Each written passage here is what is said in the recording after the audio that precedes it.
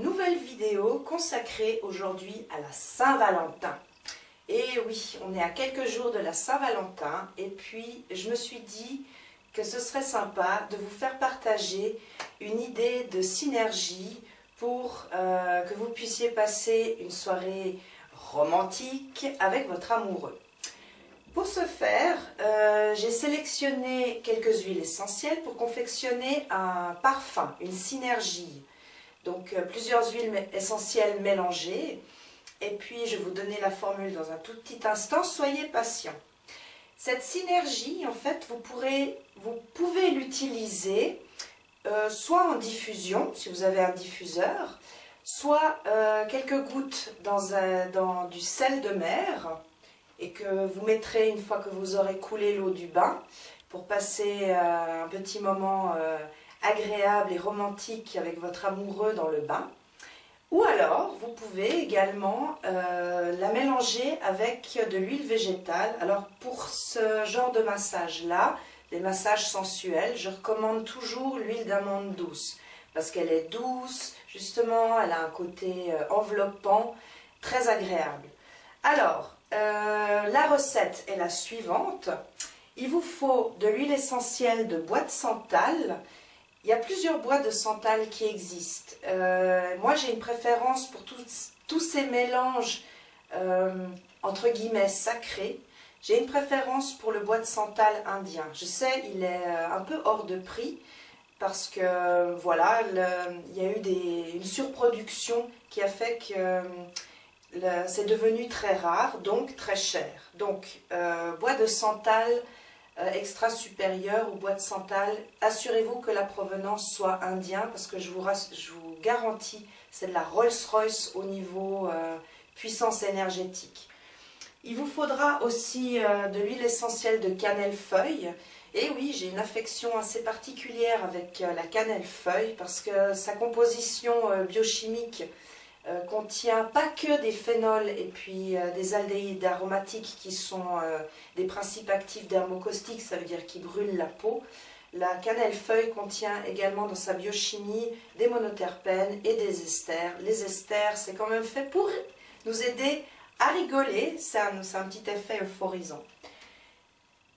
J'ai sélectionné aussi l'ylang-ylang extra supérieur. Alors lorsqu'on fait de la distillation des fleurs d'ylang-ylang, il faut savoir que la distillation elle est très longue et qu'en début de distillation on a ce qu'on appelle l'ylang-ylang extra. Ça veut dire que dans cette huile essentielle là, il contient énormément d'esters qui sont des principes actifs euphorisants, comment on dit déjà, antispasmodiques, spasmolytiques, régulateurs du rythme cardiaque, etc., etc., antidéprime également. Et puis, à la fin de distillation, on obtient plutôt les molécules lourdes, comme les sesquiterpènes. Donc, l'ylang-ylang complète contient plus de sesquiterpènes et l'ylang-ylang extra contient plus d'esters. Voilà, ça c'était pour la petite partie de biochimie. Ensuite, j'ai choisi l'huile essentielle de rose bulgare. Parce que voilà, j'ai une affection très particulière, mais ça c'est personnel et historique par rapport à ma famille, la Bulgarie. J'ai grandi avec ces odeurs de rose bulgare, donc voilà, pour moi ça a une connotation extrêmement sentimentale, on va dire. J'ai choisi aussi le petit grain bigarade. Alors, le petit grain bigarade, il faut savoir que c'est la distillation des feuilles et bourgeons de l'orange amère, qui donne, si on distille les fleurs, ça va donner l'huile essentielle de néroli. Et l'huile essentielle de néroli fait partie des huiles essentielles extrêmement précieuses, qui est un petit peu chère, on va dire. Alors, pour une odeur qui est relativement similaire, pour ce genre de mélange, alors là, préférez le petit grain bigarade.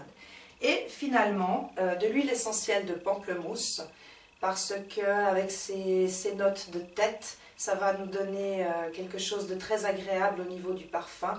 Et puis, pourquoi pas de l'orange ou de la mandarine. Là aussi, c'est un choix Un choix par rapport à son nom latin. Le nom latin du pamplemousse, c'est Citru paradisi. Et moi, ce que je voulais faire dans mon mélange, c'est d'avoir une petite connotation style fleur du paradis.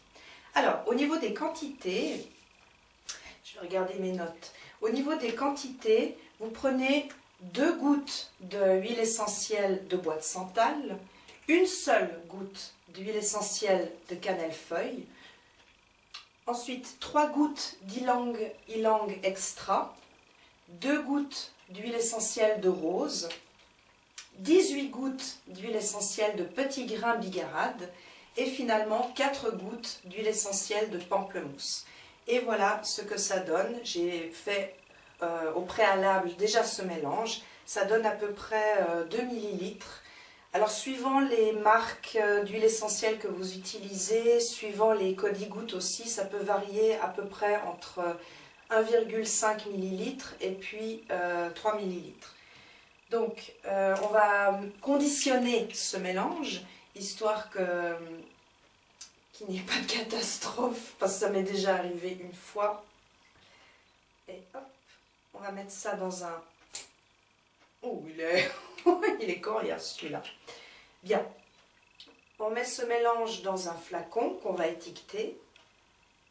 Très précieux. N'oublions pas qu'il y a du bois de santal et de la rose. Voilà, on referme. Et voilà notre synergie Saint-Valentin, appelons-la comme ça, qui est absolument divine et merveilleuse. 1, 2. Ah ça a vraiment une odeur... l'odeur que je voulais, fleur du paradis, magnifique. Et donc, si vous voulez l'utiliser dans un bain, je vous rappelle, vous mettez simplement du sel de mer, voilà, ça doit faire à peu près l'équivalent de 2 cuillères à soupe.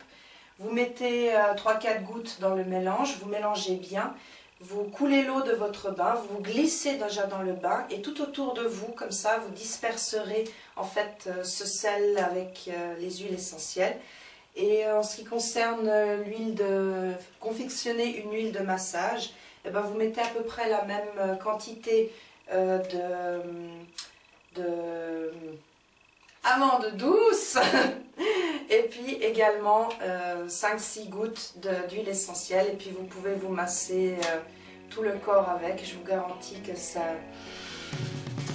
Vos sens vont se réveiller. Voilà, j'espère que cette vidéo vous a plu. Si vous avez aimé cette vidéo, n'oubliez pas de cliquer j'aime, de vous abonner également à ma chaîne et de laisser un commentaire parce que ça me fait toujours extrêmement plaisir de vous lire et de vous répondre. Je vous remercie. À bientôt. Au revoir.